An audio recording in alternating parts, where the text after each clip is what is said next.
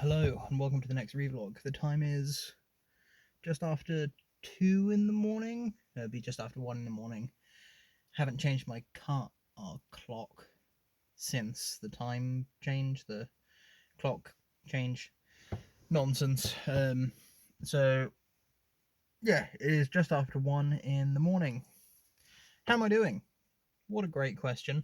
Thank you for asking. I'm doing okay. I just went for a run, which is sort of going to hopefully become the new normal. I left at about midnight. I ran twice, walked twice. Is that accurate? Yeah, pretty much. So I went almost from here to the sort of local supermarket-y type dealio. Then walked from there to a nearby roundabout, and then ran from the roundabout to the near side, as in the far side from where I started, the near side to where I currently am, park entrance, and then walked from there to here. I gotta say, it was way better than afternoon or morning runs. I saw a total of 2 people outside of people driving, and even then I saw like maybe 5 cars. Brilliant stuff. Absolutely great. It's cooler. I did still have to take off my jacket and gloves, but it is definitely less warm. So hopefully that'll be new normal type material. I'm pretty happy with what I did. I was going to go a little further, not necessarily in a run. These are deliberately going to be freeform runs, like when I started running, where it's I'm going to go to this place, I'm going to run some of it, I'm going to walk some of it. It can be any combination of the two. Can be just walking, can be just running. Just running's better, just walking is acceptable. Pretty much. From there, I'm going to build up to more running than walking, and then to just running, most likely. However, sorry, I'm just going to take off my running shoes whilst I vlog.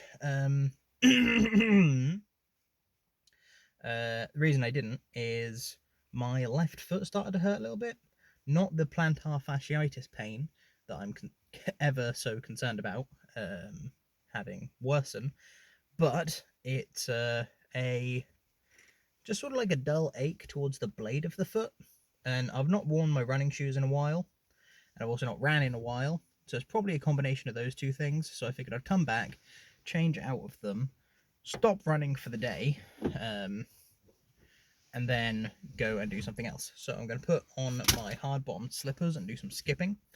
But I'm thinking, because I'm moving to night shift, I'm shifting my sleep schedule at the moment. So I went to bed at 5 a.m. yesterday. I woke up at 9 a.m., so I got about 4 hours sleep. I haven't gone back to sleep yet, which isn't ideal. However, I am building a bonfire around the time I'm intending to usually go to sleep after work, when I start work. But that's good practice of me staying up later. So my current plan is to do some skipping, maybe have a quick power nap, like an hour or two, then force myself to get up again, so as to not get used to sleeping in the dark, but also maybe not have a power nap. Then go to the beach for sunrise, because sunrise is around 7 a.m.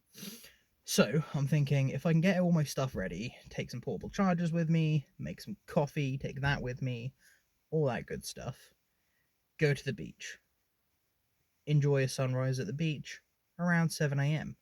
If I get there early, better, because then I can, or maybe if my foot feels right, do a run on the beach, because that's always difficult. Good training. Do some audiobook listening, whatever, and then enjoy sunrise, and then go straight to building the bonfire. Build the bonfire, depending on travel times. This might not work, but I can improvise as required. Build the bonfire, come home, go to bed. Yay! Yeah, some variation there. I understand it's not the most organised plan that I ever had, but hey ho, it'll get the job started at the very least, eh? So, that's that. Then get up, have the bonfire. That is going to be like my breakfast through to lunch. That's going to be the equivalent of my morning. I'm going to be getting up, I'm going to be going, seeing my mum briefly, then going up there, helping do final preparations, lighting the bonfire, enjoying my time doing the bonfire shenanigans. Going to get quite tired out, I reckon, from the social aspect, because no doubt at least one of my uncles will be there, probably both my uncles and an aunt, and some cousins, probably, I don't know. But yeah, some sort of combination there, which is going to be exhausting, but never mind. And Wednesday is, which is the day after, is Kung Fu. So technically it's today, but I've got to think of it as tomorrow. Tomorrow, Tuesday, is a day, and I think that an earlier morning, than I would usually have tomorrow will be okay, because then I will get up at the same time that I intend to usually do, which is sometime between 3 and 5 in the afternoon, which will then allow me time to prepare for Kung Fu and then go to Kung Fu. Got work Thursday, so I also need to make sure I have everything ready for that. But Kung Fu Wednesday is going to be around my equivalent for mid-morning, I think, because it's at 9:30. If I'm getting up at 5, that's 4.5 hours into my day. So considering I've been getting up like at 5 in the morning, is the equivalent of 9:30 in the morning for me. I'm effectively just shifting my whole schedule 12 hours. Wow. Yeah, so that's gonna be my mid-morning. So I'm thinking it'll be Kung Fu, then come back, finish off some Kung Fu stuff. So note take, maybe record some things, do some stretching, like an actual cool down, because now that I don't have to worry about getting up for work in the morning, I can do an actual cool down, which would help with some of my mobility and whatnot. The cooldown can then also go into general mobility, flexibility, stability, all the illities work. And then food, then relax. I think that is pretty reasonable. I'm going to be exhausted, so I think that'll be prime side project, video game, show, unwind, reading, go for a walk type stuff, probably. There's lots to work out given that this is all new for me, but I'll find out what the best things to do will be. Outside of that, I have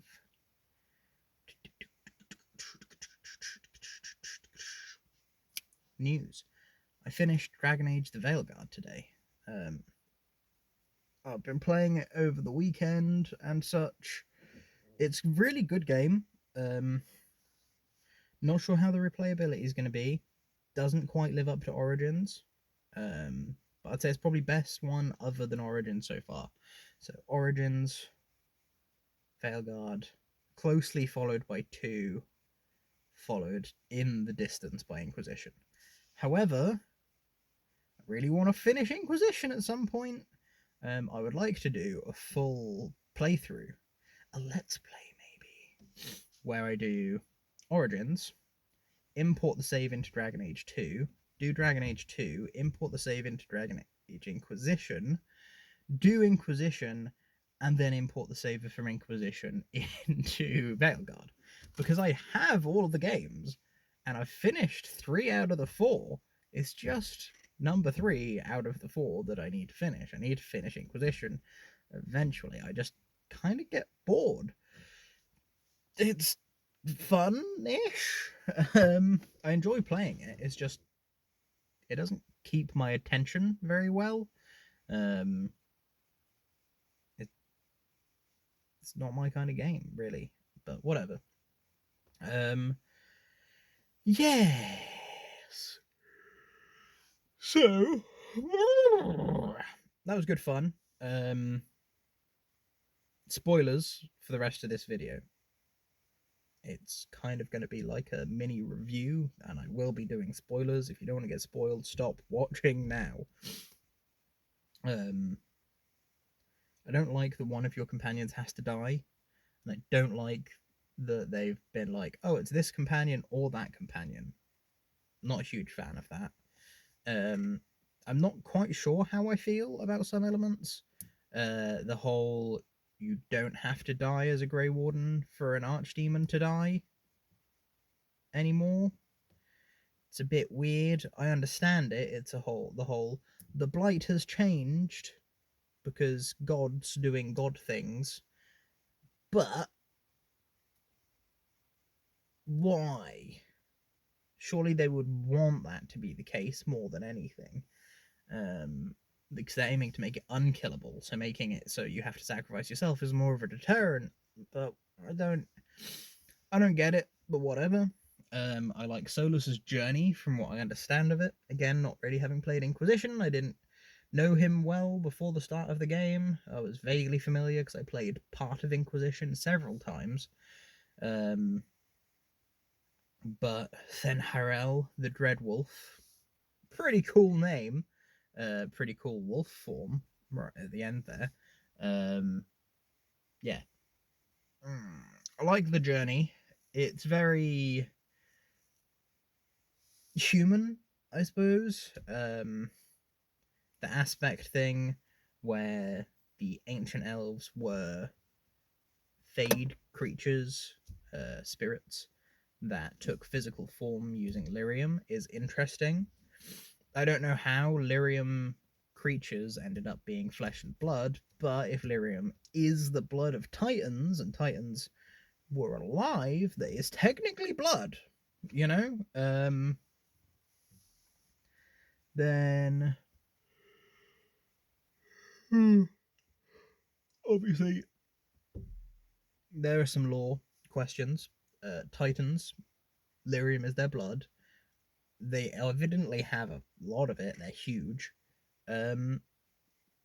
Obviously the elves didn't ask to be given the blood.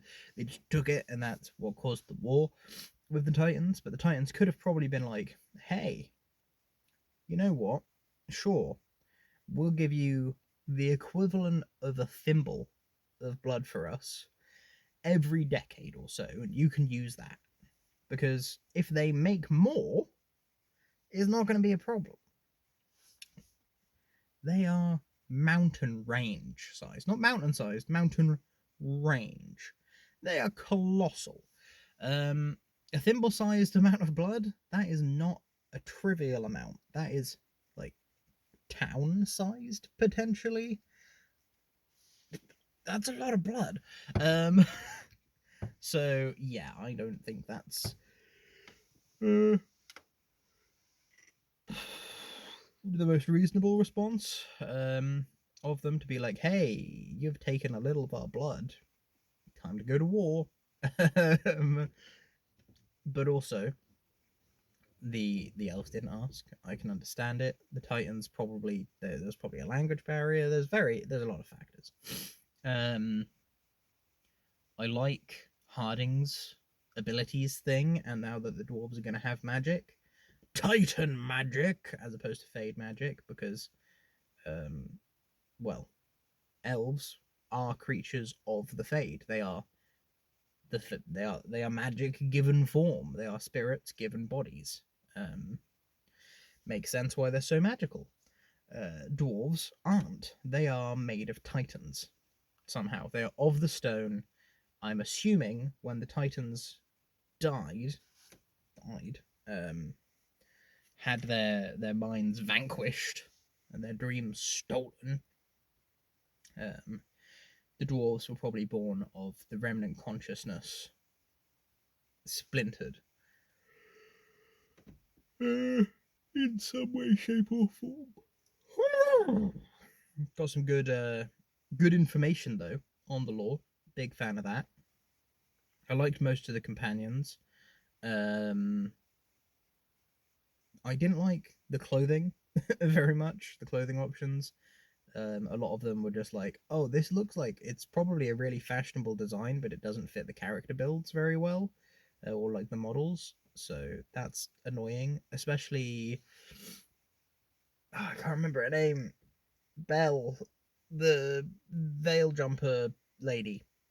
Her the armor that I got for her, I was like, I did the keep the history option because I think you get a different set of armor if you go for the destroy the archive thingy. I got the one for keeping the knowledge around and learning from it. It does not look good. Um, there are various other outfits that also don't look great on other people and whatnot, but that was the main one that came to my mind. It was like, okay, this is like a legendary armor set.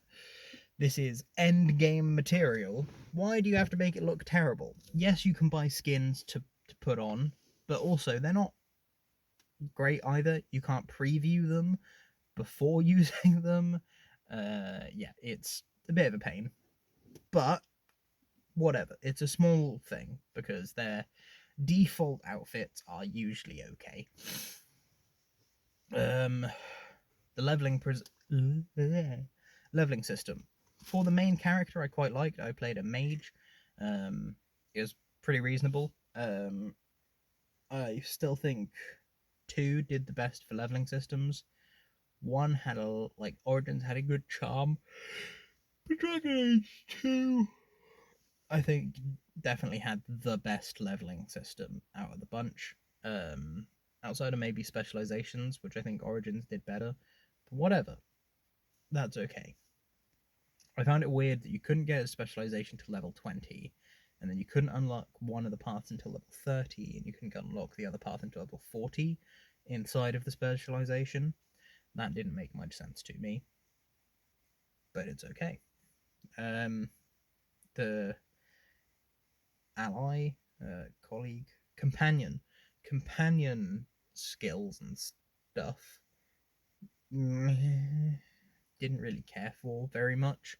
I like they got closer to you, so they get more skills thing. It's a nice way to do it. I don't think it makes much sense. I'd prefer it if they stuck with your companions will level up as well. They have their own skill trees and stuff. Do with that what you will. I don't like that their abilities they don't seem to use their abilities unless you tell them to. So I pretty much just had Harding in my party and was like, heal me please, heal me please. Meanwhile they would just use their basic auto attack and I would use my skills. It is very tactical, I imagine, if you do go down the route of getting them of using their abilities and whatnot frequently, but the game doesn't pause whilst you pull up that screen or anything, and it can be quite fast paced depending. So honestly, I think it's probably best to just do it the way I was doing it. If you get 2 people with the healing abilities and just be like, right, you heal me, you heal me. Oh, your cooldown's off. You heal me whenever you get injured. Get some leech abilities in there. You never die. I played on a custom difficulty, relatively easy, because I was intending to be like, okay, I want to see the story. I'm not here for challenging gameplay. That's not what I come to Dragon Age for. I want the lore. Give me the lore and the romance. Speaking of which, I romanced Scout Harding. Dwarves for life! But yeah, the romance was sweet. It was a little disappointing that it wasn't super prevalent. I liked that in the final battle, she calls you love. I imagine she probably doesn't do that if you haven't romanced her. And then there is the epilogue. Epilogue overall, I found quite disappointing, but there are some nice moments. I was from the Mornwatch. I was a little disappointed by how little my backstory was a thing, and also I don't know the whole backstory of the Mornwatch and whatnot. I don't know if they came up in Inquisition very much, but they definitely didn't come up in Origins or 2 to my knowledge very much. So yeah, it is a bit weird. And Rook from the Mornwatch has this whole backstory of he quelled an undead uprising, but then was kicked out of the Mornwatch, kind of, because of politics. And to me, that seems perfectly reasonable. But where does it say about that? I swear it didn't say it in character creation. Is there supplementary materials that I'm not aware of? I hope so. Next character, I don't know what backstory I'm going to do, but where you choose to save Mithralis, the Tevinter Imperium city, or the Antivan city, beginning with a T. When you get that choice, I was not prepared for that choice in the slightest. So the Shadow Dragons pretty much got cucked, but because I chose to save the one beginning with T, because Nev was like, "Oh yeah, we've got the Shadow Dragons. They'll fight them off," whereas Lucian was like, "Bruh, we be fucked. We've got the crows, but they ain't gonna be able to do it." He made a more compelling argument, so I went with him. I was mistaken. Both are bad options. There is no good option there. Either way, you harden one character against you. The faction, I imagine, is harder to work with. However, I'm going to be swapping to the other faction for my next playthrough, which I don't know if I'll do immediately or ever, but I'm thinking Dwarven Rogue, because I really want to do a mage. Rogue seems to have got nerfed in this. There's no like lockpicking or anything like that I can see being a thing, which is a shame. I loved it. It was like a nice little what's the term? I don't know, but it was nice. I don't think that's a thing in Veilguard, sadly, but never mind. You can set up turrets apparently as one of the subclasses. Perhaps I'll go with that one because I always like good summon. And there weren't any summons as a mage, weirdly. They're just like AoE. Blah, blah, blah. I went with the Mornwatchy one, very thematic and also fit my playstyle. But yeah, I will be doing that. I'm going to go on easiest difficulty. I'm going to put everything on super easy. No challenge. So I won't be able to tell whether Rogue's actually a very good choice for a class. But I'm just in it for the story. Largely to get to that point to see how the city looks. How the two cities' stories are different depending on your choice there. Might romance someone else just to see what that's like as well. But yeah. Overall, I'd say it's a very good game. I love Dragon Age in general. It's a great one, but not as good as Origins. 8 out of 10. It's pretty high praise from me, considering 5 is average, as opposed to most people saying 7 is average. Very enjoyable. Probably buy it on a sale as a thing. I know that someone does that as a thing. Is it like pay it at standard price, buy it on a sale, blah blah blah blue. Yeah, I'd say buy it on a sale for sure. If you like RPGs and whatnot, it's definitely the least edgy out of the games. I think it's very like jokey, but also hit some deep points. There is like some tough topics and death of companions is a thing. Whereas in Origins, I think the only companion that might actually die is Alistair, and that's if you get him to kill the Archdemon instead of you. But also, you can get Loghain, do it that way. Morrigan can go missing. Leliana leaves. Everybody leaves you. Sven, I don't know what happens with Sven after Origins, to be honest. Probably goes back to the Qunari, my guess. Yeah, I don't know about most of them, to be honest. In 2, one of your siblings or both of your siblings die. It's not ideal. Bloody blight, I say. Then